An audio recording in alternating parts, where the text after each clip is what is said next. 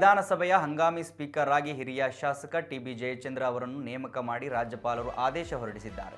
ಸದ್ಯ ನೂತನ ಸಭಾಧ್ಯಕ್ಷರ ಅಧಿಕೃತ ಆಯ್ಕೆ ಪ್ರಕ್ರಿಯೆ ಪೂರ್ಣಗೊಳ್ಳುವವರೆಗೂ ಅವರು ಈ ಮಹತ್ವದ ಜವಾಬ್ದಾರಿಯನ್ನು ನಿರ್ವಹಿಸಲಿದ್ದಾರೆ. ಇನ್ನು ರಾಜ್ಯ ವಿಧಾನಸಭೆಗೆ ಖಾಯಂ ಸ್ಪೀಕರ್ ಅವರನ್ನು ಶೀಘ್ರದಲ್ಲೇ ಆಯ್ಕೆ ಮಾಡಬೇಕಾಗಿದೆ.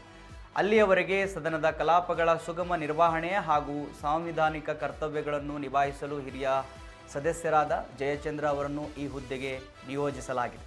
ಸದನದಲ್ಲಿ ಹೊಸ ಸ್ಪೀಕರ್ ಆಯ್ಕೆಯಾಗುವವರೆಗೂ ಜಯಚಂದ್ರ ಸಭಾಧ್ಯಕ್ಷ ಪೀಠದಲ್ಲಿ ಕಾರ್ಯನಿರ್ವಹಿಸಲಿದ್ದಾರೆ ಅಂತ ತಿಳಿದು ಬಂದಿದೆ. ವೀಕ್ಷಕರೇ, ನೂತನ ಸ್ಪೀಕರ್ ಆಗಿ ಅಂದರೆ ಕರ್ನಾಟಕದ ವಿಧಾನಸಭೆಯ ಹಂಗಾಮಿ ಸ್ಪೀಕರ್ ಆಗಿ ಮತ್ತೊಬ್ಬರು ಆಯ್ಕೆ ಆಗೋವರೆಗೂ ಟಿ.ಬಿ. ಜಯಚಂದ್ರ ಅವರು ಇರ್ತಾರೆ.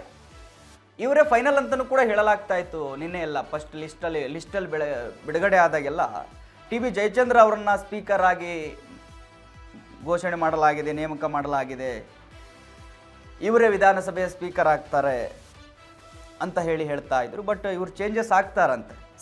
ಸದ್ಯಕ್ಕೆ ಇವರೇ ವಿಧಾನಸಭೆಯ ಕಲಾಪಗಳನ್ನು ಏನು ನಡೀತವೆ ಕಲಾಪಗಳು, ಅಲ್ಲಿ ಇವರೇ ಸ್ಪೀಕರ್ ಆಗಿರ್ತಾರೆ, ಇವರೇ ಆ ಕಲಾಪಗಳನ್ನು ನಡೆಸ್ಕೊಡ್ತಾರೆ.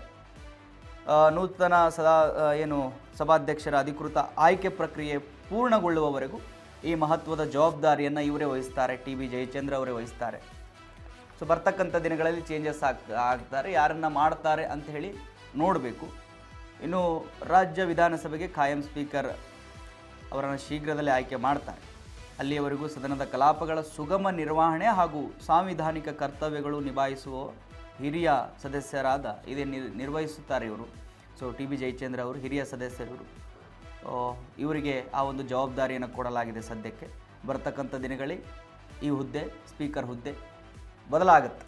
ಯಾರನ್ನ ಆಯ್ಕೆ ಮಾಡ್ತಾರೋ ನೋಡಬೇಕು.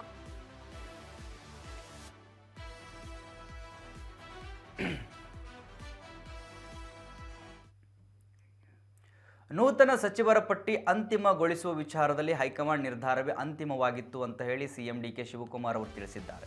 ವಿಧಾನಸೌಧದಲ್ಲಿ ಸುದ್ದಿಗಾರರೊಂದಿಗೆ ಮಾತನಾಡಿದ ಅವರು, ಇತ್ತೀಚೆಗೆ ಸಾಮಾಜಿಕ ಜಾಲತಾಣಗಳಲ್ಲಿ ಹರಿದಾಡಿದ್ದ ಯಾವುದೇ ಪಟ್ಟಿಗಳು ಅಧಿಕೃತವಾಗಿರಲಿಲ್ಲ. ರಾಜ್ಯಪಾಲರಿಗೆ ಸಲ್ಲಿಸುವ ಸಹಿ ಮಾಡಿದ ಪಟ್ಟಿಯೇ ಅಂತಿಮವಾಗಿತ್ತು ಅಂತ ಸ್ಪಷ್ಟಪಡಿಸಿದ್ದಾರೆ. ಪಕ್ಷದಲ್ಲಿ ಕೆಲವು ತಾಂತ್ರಿಕ ಸಮಸ್ಯೆಗಳಿವೆ. ಈ ಬಗ್ಗೆ ಅಂತಿಮ ತೀರ್ಮಾನ ಕೈಗೊಳ್ಳಲಾಗುವುದು. ಜೊತೆಗೆ ಯಾವುದೇ ಸಮಯದಲ್ಲಿ ಹೆಸರುಗಳು ಬದಲಾಯಿಸುವ ಅವಕಾಶವಿರುತ್ತದೆ ಅಂತ ಹೇಳಿದ್ದಾರೆ.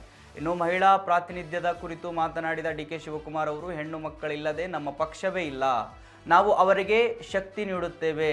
ಅಲ್ಲದೆ ನೂತನ ಸಚಿವರು ಕಚೇರಿ ಅಥವಾ ಮನೆಯಲ್ಲಿ ಕಾಲ ಕಳೆಯದೆ ಪ್ರಮಾಣ ವಚನ ಸ್ವೀಕರಿಸಿದ ನಂತರ ತಕ್ಷಣವೇ ತಮ್ಮ ಕ್ಷೇತ್ರ ಮತ್ತು ಜಿಲ್ಲೆಗಳಿಗೆ ತೆರಳಬೇಕು ಅಂತ ಹೇಳಿ ಅವರು ಸೂಚನೆ ಕೊಟ್ಟಿದ್ದಾರೆ. ವೀಕ್ಷಕರೇ, ಡಿ.ಕೆ. ಶಿವಕುಮಾರ್ ಅವರು ಪ್ರಮಾಣ ವಚನವನ್ನು ಸ್ವೀಕರಿಸಿದ ಈ ಪಟ್ಟಿ ಫೈನಲ್ ಆದ ನಂತರ ಮತ್ತು ಪ್ರಮಾಣ ವಚನವನ್ನು ಸ್ವೀಕರಿಸಿದ ನಂತರ ಮಾತನಾಡಿದ್ದಾರೆ. ಏನು ಮಾತನಾಡಿದ್ದಾರೆ ಅವರೇ ಹೇಳಿಬಿಟ್ರು. ಏನಂತ ಹೇಳಿದ್ರೆ, ನಿಮ್ಮ ಪ್ರಶ್ನೆಗಳು ನಂಗೆ ಗೊತ್ತು, ಮಾಧ್ಯಮದವ್ರ ಪ್ರಶ್ನೆಗಳು ನಂಗೆ ಗೊತ್ತು, ನೀವು ಏನು ಕೇಳ್ತೀರಿ ಅಂತ ಹೇಳಿ. ಯಾಕಂತ ಹೇಳಿದ್ರೆ ಭಾರಿ ಚರ್ಚೆ ಆಗ್ತಾ ಇತ್ತು. ಏನು ಪ್ರಶ್ನೆ ನೀವು ಕೇಳ್ತೀರಿ? ರಾಜ್ಯದ ಹಲವೆಡೆ ಅಸಮಾಧಾನಿತರು ಪಕ್ಷ ಬಿಡ್ತೀನಿ ಅಂತಿದ್ದಾರೆ, ರಾಜೀನಾಮೆ ಕೊಡ್ತೀನಿ ಅಂತಿದ್ದಾರೆ. ಅದೇ ಪ್ರಶ್ನೆ ನೀವು ಕೇಳ್ತೀರಿ. ಮತ್ತು ಹೆಣ್ಣು ಮಕ್ಕಳಿಗೆ ಯಾಕೆ ಸ್ಥಾನವನ್ನು ನೀವು ಕೊಟ್ಟಿಲ್ಲ ಅಂತ ಕೇಳ್ತೀರಿ ಅಂತ ನನಗೆ ಗೊತ್ತು ಅಂತಲೇ ಹೇಳಿದ್ದಾರೆ. ಅವರೇ ಹೇಳಿಬಿಟ್ರು. ಅಂದರೆ ಅಷ್ಟು ಚರ್ಚೆ ಆಗ್ತಾ ಇತ್ತು ಎರಡು ವಿಚಾರಗಳು. ರಾಜ್ಯದಲ್ಲಿ ಅಸಮಾಧಾನಿತ ಶಾಸಕರು, ಅವರ ಬೆಂಬಲಿಗರು ಆಕ್ರೋಶ ವ್ಯಕ್ತಪಡಿಸ್ತಾ ಇದ್ದಾರೆ. ರಾಜೀನಾಮೆಗಳ ಮೇಲೆ ರಾಜೀನಾಮೆ ಕೊಡ್ತೀನಿ ಅಂತ ಹೇಳ್ತಾ ಇದ್ದಾರೆ. ಸೊ ಬೇಳೂರು ಗೋಪಾಲಕೃಷ್ಣ ಆಗಿರ್ಬೋದು, ಅಪ್ಪಾಜಿ ನಾಡಗೌಡ ಆಗಿರ್ಬೋದು, ಇನ್ನು ಹಲವರಿದ್ದಾರೆ. ಅವರೆಲ್ಲರೂ ಕೂಡ ರಾಜೀನಾಮೆಯನ್ನು ಕೊಡ್ತೀನಿ ಅಂತ ಹೇಳಿದ್ದಾರೆ. ಇನ್ನು ಕೆಲವರು ರಾಜೀನಾಮೆ ಆಲ್ರೆಡಿ ಕೊಟ್ಬಿಟ್ಟಿದ್ದಾರೆ. ಈ ಥರ ಎಲ್ಲ ಆಗಿದೆ. ಆ ಪ್ರಶ್ನೆಗಳು ನಮಗೆಲ್ಲ ಗೊತ್ತು, ನೀವೇನು ಕೇಳ್ತೀರಿ ಅಂತ. ಸೊ ಬರ್ತಕ್ಕಂಥ ದಿನಗಳಿದೆ, ಅದನ್ನೆಲ್ಲವೂ ಕೂಡ ಸರಿ ಮಾಡ್ತೀವಿ ಅಂತ ಹೇಳಿ ಡಿ.ಕೆ. ಶಿವಕುಮಾರ್ ಅವರು ಹೇಳಿರ್ತಕ್ಕಂಥದ್ದು. ಲಿಸ್ಟನ್ನ ಕಳ್ಸ್ಕೊಟ್ಟಿದ್ದೀನಿ, ಅರ್ಥ ಆಯ್ತಾ? ಜಾಸ್ತಿ ಜನ ಶಾಸಕರಿದ್ದಾರೆ, ಎಲ್ಲ ಭಾಳ ಜನ ಅರ್ಹರಿದ್ದಾರೆ. ನಾನು ಇಲ್ಲ ಅಂತ ಹೇಳೋದಿಲ್ಲ. ಪಕ್ಷ ಕೆಲವು ಸಂದರ್ಭದಲ್ಲಿ ತೀರ್ಮಾನ ಮಾಡ್ತಾರೆ. ಈಗ ನನ್ನನ್ನು ಕೂಡ 2004ರಲ್ಲಿ ಮಂತ್ರಿಗಿರಿ ನನ್ನೇ ತಗೊಳ್ಳಿಲ್ಲ. ಸಿದ್ದರಾಮಯ್ಯನವ್ರ ಸರ್ಕಾರದಲ್ಲೂ ನನ್ನ ಸ್ಟಾರ್ಟಿಂಗಲ್ಲಿ ತೆಗೆದುಕೊಂಡಿರಲಿಲ್ಲ. ನಾವು ತಾಳ್ಮೆಯಿಂದ ಇದ್ದದಕ್ಕೆ ಈ ಸ್ಥಾನದಲ್ಲಿ ನಾನು ಕೂತಿದ್ದೀನಿ. ಎಲ್ಲರಿಗೂ ರಿಕ್ವೆಸ್ಟ್ ಮಾಡ್ತೀನಿ, ತಾಳ್ಮೆಯಿಂದ ಇರಬೇಕು. ಎಲ್ಲರಿಗೂ ಒಂದಲ್ಲ ಒಂದು ಅವಕಾಶಗಳು ನಾವು ಕ್ರಿಯೇಟ್ ಮಾಡ್ತೀವಿ. ದಯವಿಟ್ಟು ತಾಳ್ಮೆಯಿಂದ